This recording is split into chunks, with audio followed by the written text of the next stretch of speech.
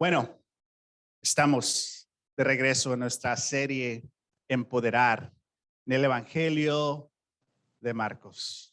Acompáñame en oración. Señor, queremos aprender más y más de ti y de tu palabra. Quizás te conocemos, pero no mucho a tu palabra. Quizás conocemos tu palabra, pero no mucho a ti. Queremos conocerte a ti y a tu palabra. Como iglesia, queremos ser una iglesia que refleja el amor, la misericordia, la gracia, la bienvenida, la vida, la fidelidad, el compromiso que tú nos demuestras, especialmente en el Evangelio de Marcos. Sorpréndenos, Dios, y ayúdanos a conocerte y a vivir de acuerdo a tu voluntad. Te pedimos todo esto en Jesús. Amén. Amén. Marcos, capítulo 11. En nuestra serie hemos hablado de este recorrido. Estamos caminando con Jesús desde las orillas del mar de Galilea. Y es importante para nosotros hoy recordar cuando Jesús va a las orillas del mar de Galilea y proclama que el reino se acerca. Arrepiéntanse y crean, el reino está cerca. Y el reino tiene un rey. Y hoy vamos a ver cómo entra el rey a Jerusalén. ¿Y qué nos enseña Marcos en lo que ocurre cuando entra el rey a Jerusalén? ¿Y qué es lo primero que hace Jesús en Jerusalén? Hemos caminado con Jesús de las orillas del mar, a través del mar, a través del mar de Galilea, otra vez, encontrado tormentas, sorpresas, diferentes lugares, diferentes enseñanzas.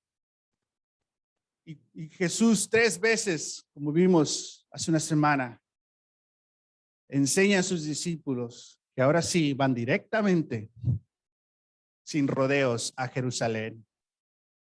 Y el Hijo del Hombre va a ser traicionado, torturado, asesinado y va a resucitar. Y vimos esos conflictos y miedos y dudas, malentendimientos que tienen los discípulos, pero Jesús no es definido por la fe de sus seguidores. Jesús sigue adelante y llega finalmente a Jerusalén. En el Evangelio de Marcos, esta llegada hace otra sección muy importante. Las secciones de Marcos capítulo 1, versículo 1 hasta el capítulo 13, versículo 37.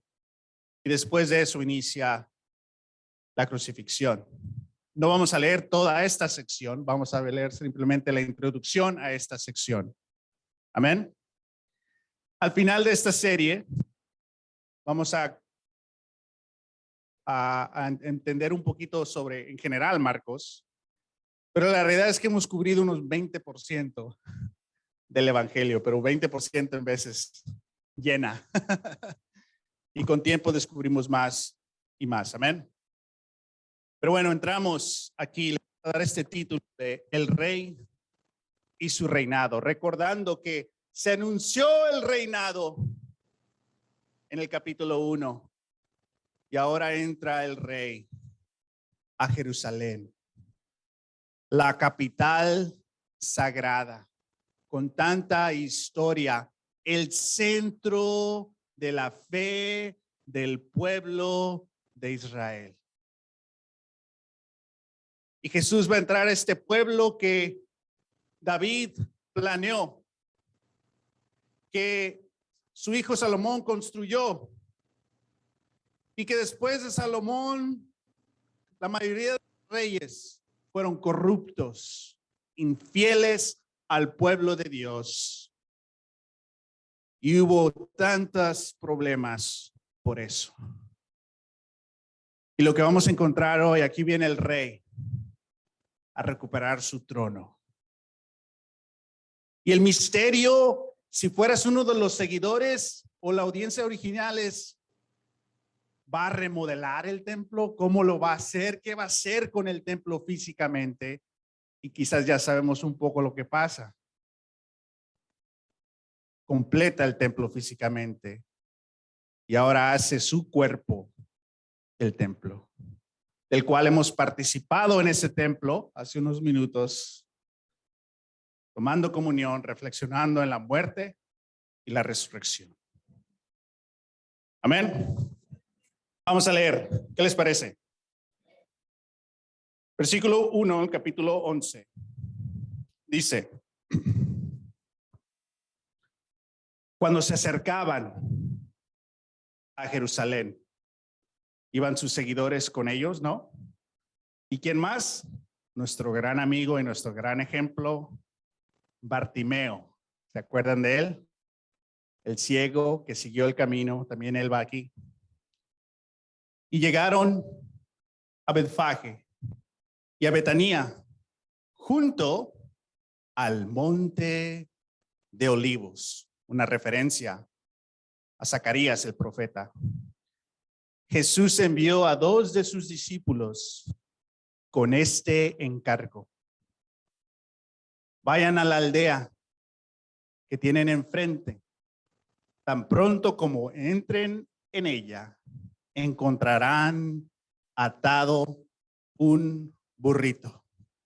Este es el animal, no la comida, para los que han perdido el contexto, en el que nunca se ha montado nadie. Desátenlo y tráiganlo acá. Y si alguien les dice: ¿por qué hacen eso? Díganle: el Señor lo necesita y enseguida lo devolverá. Esta palabra, el Señor, se refiere a Dios. Dios lo necesita. Que le está diciendo a los discípulos sin decirles: soy Dios. Díganle: Dios lo necesita. Tráiganselo a Dios. Wow. Y se fueron para el otro lado los discípulos. No.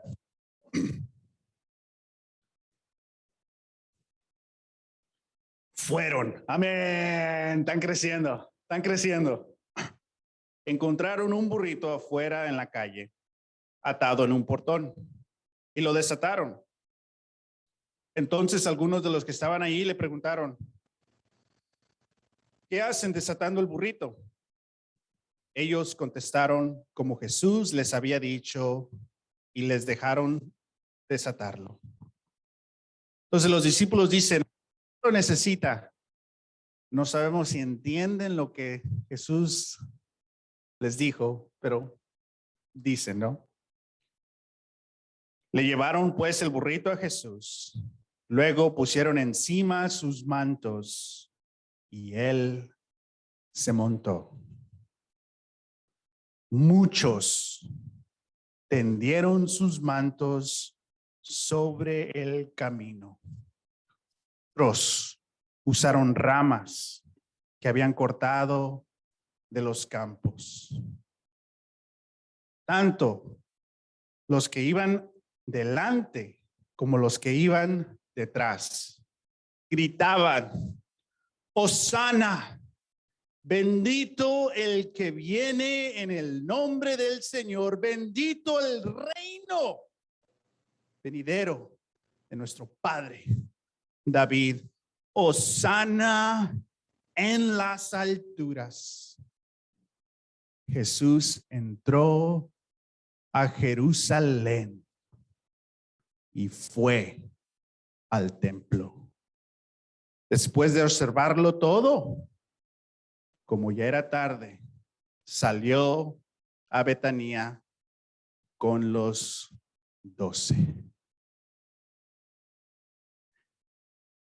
Versículo 12 dice, al día siguiente, pero vamos a hacer una pausa. El capítulo 1 se proclama el reinado y ahora viene el rey. Vayan por el burrito del Señor. Y esta entrada del rey a su capital. Y típico Marcos, es una entrada humilde. En un burrito, con seguidores. Nadie de la ciudad salió a recibirlo. Los que cantaban, los que tenían las ramas, no eran de la ciudad, eran sus seguidores, los que iban adelante y los que iban atrás. Y aquí viene el rey. Cuando comparamos esta entrada a cuando se abre una premiere de una película, la carpa roja, ay, está rojo esto, las fotos, cómo se visten, los anuncios, la promoción. En esos tiempos, cuando un emperador entraba, o sea, toda esa semana era para el emperador, para que todos tengan reverencia al emperador, el elegido de los dioses, que por él tenemos lo que tenemos. Es cuando se elige un presidente, ¿no? La celebración que se hace. El desfile de las rosas en Pasadena, no, ese no. Entonces tenemos todos estos ejemplos. Y aquí viene Jesús. Un anuncio en Jerusalén, más privado, humilde. Aquí viene. ¿Qué nos dice eso de nuestra humildad? ¿O de nuestro orgullo? Ni las gracias me dieron. A todos han mencionado menos a mí. En nuestra naturaleza queremos importancia. Para Jesús, ese no era un valor. Y él entra humildemente y satisfecho. Sin reservación, sin humildad falsa. ¿La conoces? La humildad falsa. Cuando haces algo y finges que solo lo haces por hacerlo, pero le dices a 4 personas para que vean lo que hiciste. Todos tenemos ese virus del orgullo. Jesús no. Y eso nos anima a decir, wow, hay que ser como Jesús. Imitemos al Rey humilde que entra a su templo, a su ciudad, humildemente. Y aquí hay muchas profecías que se cumplen. Zacarías menciona que va a llegar un rey, que va a estar desde el Monte de Olivos y va a bajar en Zacarías 9, versículo 9, y esa conexión. Entonces hay una conexión con el Antiguo Testamento muy bella, muy profunda. Y Marcos, al estilo Marcos, nos dice una versión muy humilde. Los 4 evangelios tienen escritos la entrada de Jesús a Jerusalén. Mateo, Lucas y Juan. La versión de Marcos es la más humilde, intencionalmente, porque demuestra la humildad de Jesús. ¿A poco no te cae bien la gente humilde? ¿Te sientes seguro con esa persona? ¿Confías en esa persona. Y esa persona con simplemente ser así, te reta. Hablas diferente cuando están ese tipo de personas. Te comportas diferente. Compartes diferente. Porque es un gozo darle a alguien así. Con alguien más quizás te pesa. Mitad y mitad. Pero con alguien así, quieres bendecirlos. Esas personas atraen a otras personas porque son humildes. Queremos tener este aspecto como iglesia de Jesús, ser una iglesia humilde. No de orgullos, no de atraer cosas por cosas materiales. No. Esto es de relaciones. Amén. Continuamos. Hoy nos sorprende, ¿no? Que entra Jesús, nadie le dice nada y va directamente al pueblo y dice, y lo observa todo. ¿Cuánto tiempo pasó ahí? No sabemos, pero simplemente fue caminando. Ahora, no tenemos una foto, pero en esta era el templo de Dios está muy complicado. Al mero centro del templo era el santuario donde solo el sumo sacerdote puede entrar. Y hay una segregación y un sistema de división muy complejo. Si eres mujer, solo en este lado y no pases esto, solo quédate aquí. Si tienes una enfermedad o eres lepro, solo aquí. No te vayas para allá, no te vayas para allá, solo aquí. Si eres un varón mayor de 13 años, acá. Ya con tu mamá no, porque eres varón. Tu mamá se queda afuera, tú eres niño, pasas para acá.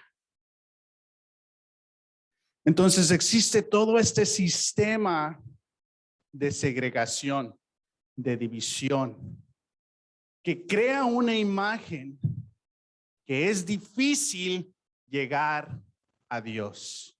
Es un Dios que se nos dificulta acercarnos y conocerlos. ¿Sí me explico? Y yo me imagino a Jesús utilizando su privilegio como varón, visitando a todos los espacios. ¿Qué voy a hacer mañana? Deje entiendo cómo está esto. Ya lo sabía, pero ahora es más intencional. Y aquí está Jesús tomando, reflexionando y dice, ni en la ciudad vamos a quedarnos. Vamos a dormir afuera de la ciudad. En tiempo de festival, miles de personas llegaban a la capital. No había espacio donde quedarte. Y aquí está Jesús, como en su nacimiento, durmiendo afuera. Y dice, versículo 12, al día siguiente, cuando salían de Betanía, Jesús tuvo que, demostrándonos su humanidad completa. Por primera vez, Marcos nos dice que el Mesías, el Cristo, la encarnación de Dios, el Dios hombre Jesús, tiene hambre. Es decir, que era totalmente humano. Viendo a lejos una higuera que tenía hojas, fue a ver si hallaba algún fruto. Si hay hojas, ¿hay fruto? Algunos de nosotros no sabemos. Otros de nosotros sabemos que un árbol va a tener hojas o va a tener fruto. Pero la mayoría de las veces quizás es diferente, ¿no? ¿Tú crees que un judío hombre que vive en el campo va a saber si hay fruto o no? Creo que él sabía que no tenía fruto, pero va a ser este comentario para enseñarnos algo. Y aquí es algo que hace Marcos. Nos dice una historia, comparte otra historia y regresa a la primera historia para que la entendamos. ¿Sí me explico? Bueno, para ver si hallaban algún fruto. Cuando llegó a ella, solo encontró hojas, porque no era tiempo de higos, no era tiempo. Él sabía, pero fue a enseñarnos algo. Dice, nadie vuelva jamás a comer de tu fruto, le dijo a la higuera, y lo oyeron sus discípulos. Llegaron pues a Jerusalén, y este es el lunes que vamos a celebrar la resurrección el domingo. Este es el lunes. Jesús entró en el templo y comenzó a echar de ahí a los que compraban y vendían. Volcó la mesa de los que cambiaban dinero y los puestos de los que vendían palomas. Y no permitía que nadie atravesara el pueblo llevando mercancías. También les enseñaba con estas palabras. No está escrito, mi casa, personificando esto, personalizándolo, será llamada casa de oración para ¿quién? Todas las naciones. ¿Se acuerdan las divisiones? Pero ustedes la han convertido en cueva de ladrones. Los jefes de los sacerdotes y los maestros de la ley lo oyeron y comenzaron a buscar la manera de matarlo, pues le temían, ya que toda la gente se maravillaba de sus enseñanzas. Cuando llegó la tarde, salieron de la ciudad. Quizás hemos leído esta escritura varias veces, pero quizás aquí podemos encontrar algo diferente. Entonces va Jesús otra vez de regreso con sus seguidores a Jerusalén. No es tiempo de fruto con higuera. Y el versículo 20, vamos a seguir leyendo, dice, por la mañana, al pasar junto a la higuera, vieron que se había secado de raíz. Pedro, acordándose, le dijo a Jesús, mira, se ha secado la higuera que mataste. Fe en Dios, respondió Jesús. Les aseguro que si alguno le dice a este monte, quítate de ahí y tírate al ¿qué? ¿Qué representa el mar? La muerte, el caos. Creyendo, sin abrigar la menor duda de que lo que sucederá, lo obtendrá. Por eso les digo, crean que ya han recibido todo lo que se están pidiendo en oración y la obtendrán. Cuando estén orando y si tienen algo en contra de alguien, perdónenlo, para que también su Padre que está en el cielo les perdone a ustedes sus pecados.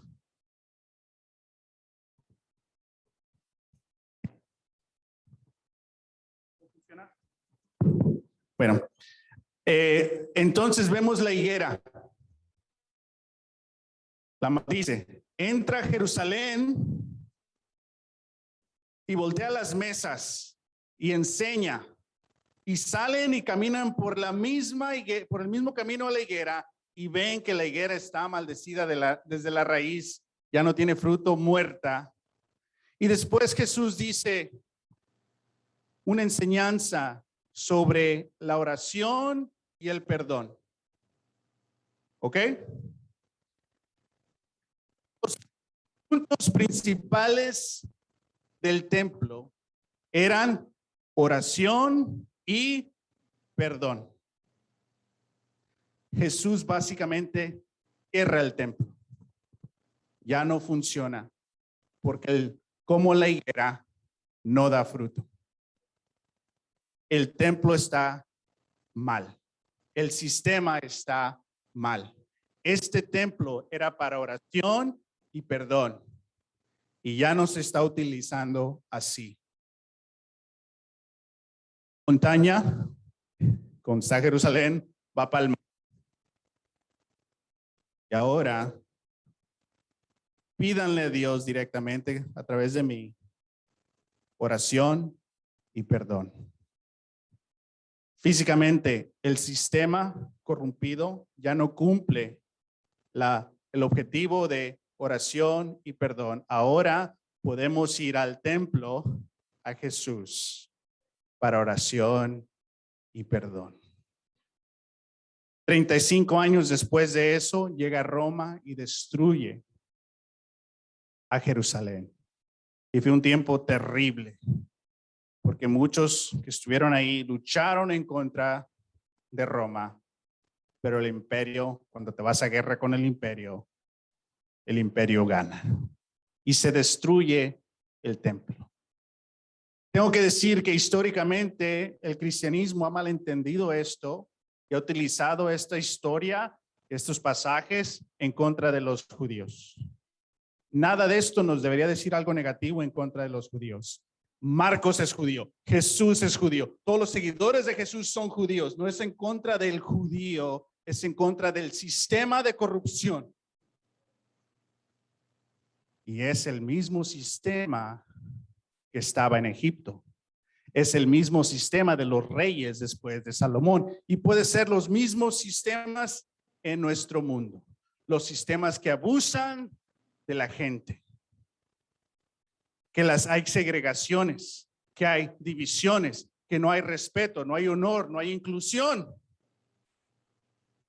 Y que se separan de Dios y de unos a otros.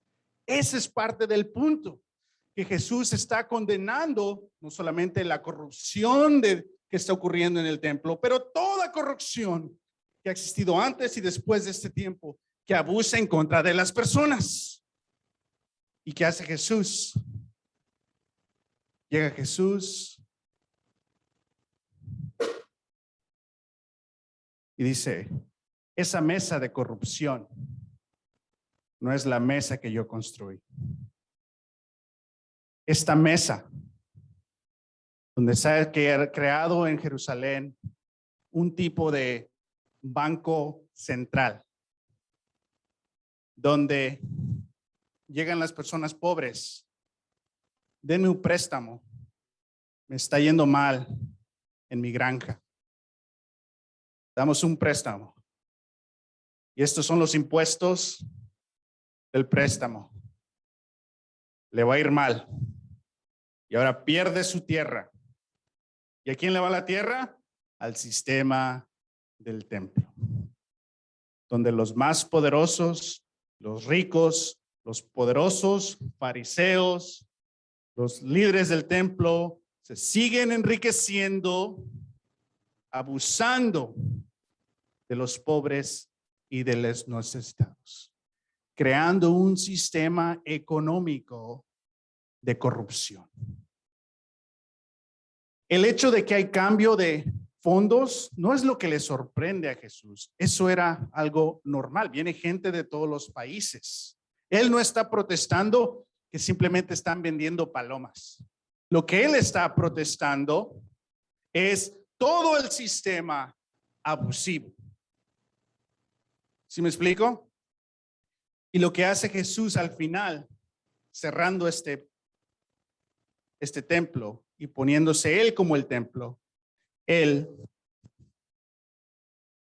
a otra mesa. Una mesa para todos. Que porque eres mujer te tienes que quedar allá. Porque tienes lepro te tienes que quedar allá. Porque eres gentil y extranjero te tienes que quedar allá. Y tienes que pagar esto para recibir esto. Y tienes que pagar esto para recibir esto. Tienes que pagar esto para recibir esto. Pero donde estás en tu estatus nunca en verdad conoces al Dios. Porque han hecho de Dios un negocio y un sistema para empoderarse. Y Jesús, yo pienso que el día primero vio todo eso y todo esto lo planeó. La higuera, para hacer un énfasis, que ese sistema se va a pudrir desde la raíz.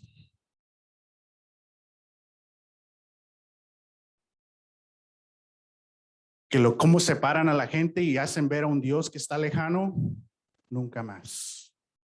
Lo que me pidan a mí y lo que crean, si creen, se los daré.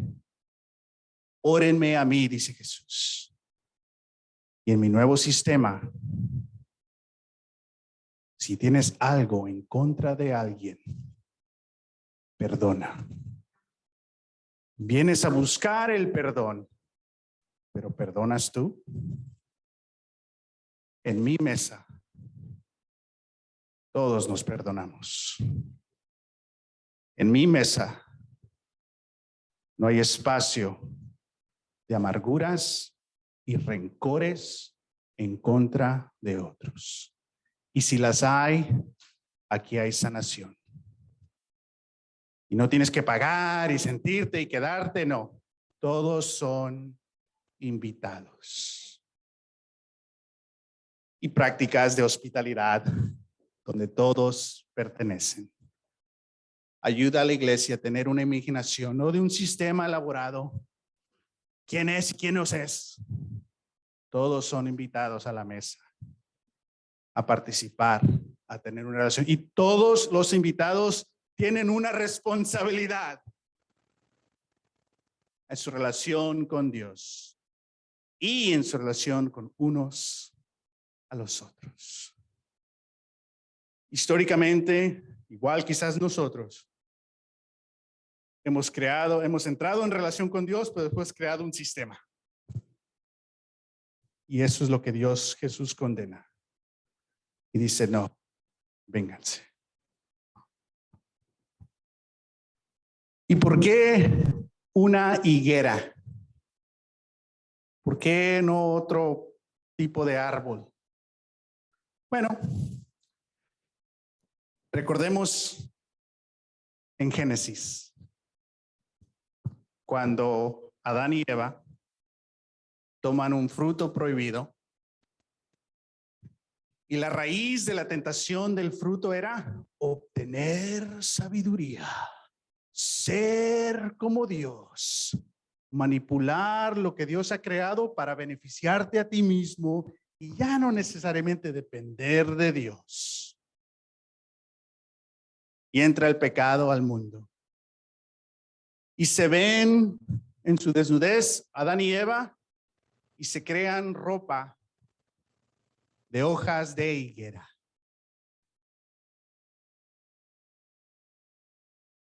Y hay esa separación. Y Dios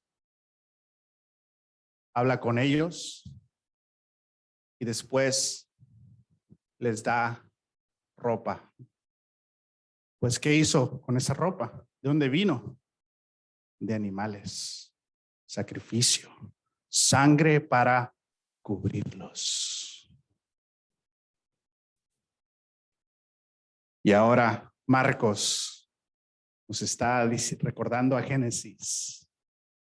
Que esas cosas que usamos para cubrirnos, protegernos, obtenernos, para tener más cosas, tratar de controlar, manipular, beneficiarnos, son higueras.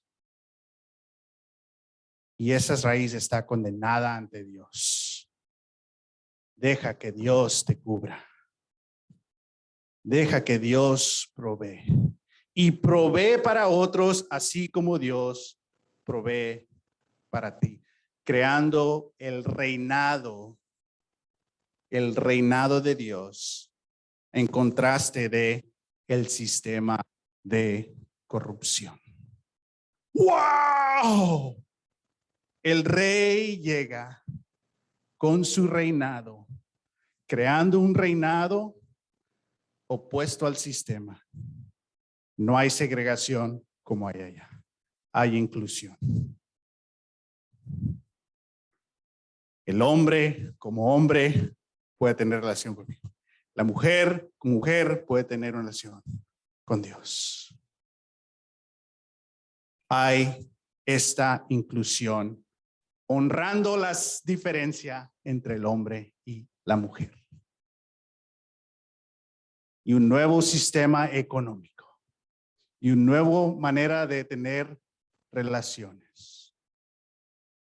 Toda nuestra vida y el resto de nuestra vida vamos a vivir en tensión entre este sistema y el reinado. Si vives de acuerdo al reino, quedas mal en el sistema. Pierdes ciertos beneficios, placeres del sistema. Y el que dice, no, yo quiero hacer todo ambos. Jesús simplemente toma esa mesa y ¡puf! No crucen con mercancías. Todo eso nos ayuda a nosotros como iglesia a dejar atrás sistemas personales en la familia, alianzas con estos sistemas que lastiman a otras personas.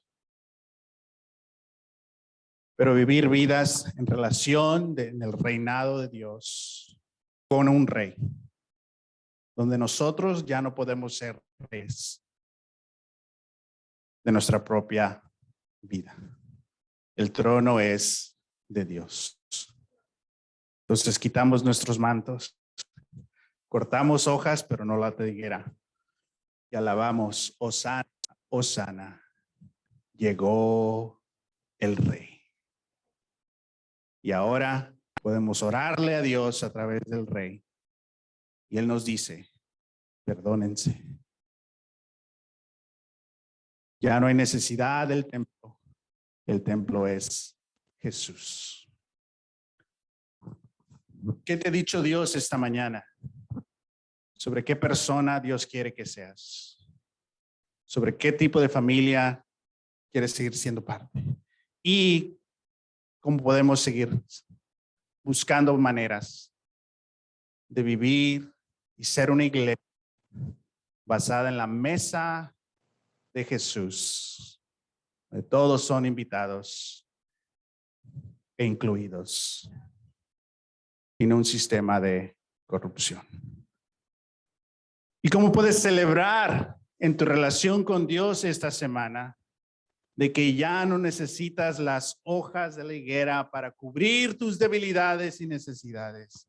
Porque a través del sacrificio puedes tener una relación y estás cubierto por Dios. ¿Cómo puedes celebrar? Quizás esta semana puedes buscar un lugar solitario para poder cantarle a Dios o orar a Dios o escribirle a Dios y tener un encuentro con Dios de gratitud porque ya no tienes necesidad de las hojas de la higuera, porque tienes una relación directa y personal con Dios. Y para cerrar, que ya no estamos en una situación donde si estás herido, lepros, si estás en desventaja socialmente, mujeres, si estás en un sistema que no te incluye, extranjeros, o estás en una posición de privilegio, hombres. Ahora, no tienes una imagen de un Dios lejano que está enfrente de todas estas divisiones, en medio de todas estas divisiones, ¿no? Marcos nos dice que ¿qué? Dios viene. Wow. No una imagen de un Dios lejano, pero una imagen de un Dios presente.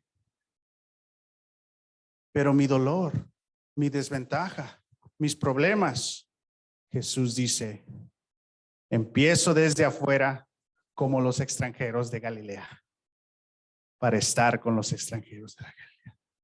Al primero que sano, que me causa problemas, pero aún lo sano, es al lepro. Y a pesar de que me va a ir mal, seguimos adelante. Y a pesar de que me malentienden, seguimos adelante. Entonces, Jesús sufre, uniéndose totalmente con tu humanidad.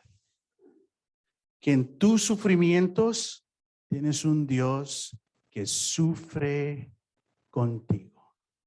En tus desventajas tienes un Dios que sufre en tus desventajas. Que en los problemas tienes un Dios que está contigo en tus problemas. Y nos cambia la mesa. No es de que cuando se solucione esto, voy a estar mejor. No. En tu situación puedes estar en una saludable relación con el Dios que sufre contigo. Aceptemos lo que ha hecho Jesús y dejemos de imaginarnos un Dios lejano o que va a regresar, que significa todavía no está aquí. No, esa no es la imagen bíblica. Dios está presente. Viene y está presente. Ha sido y está presente. No está ausente, está presente y sufre con nosotros. Entonces, claro que podemos orar y quizás perdonar. Sí, podemos perdonar también, porque Él sufre con nosotros. Amén. Pongámonos de pie, vamos a cantar una canción más. Después les quiero pedir a todos que si por favor pueden salir a la confraternidad afuera y si varios de los hermanos se pueden quedar aquí, tenemos que llevar estas sillas para utilizarlas para nuestra celebración de chili cook-off o frijoles charros cook-off, ¿ok?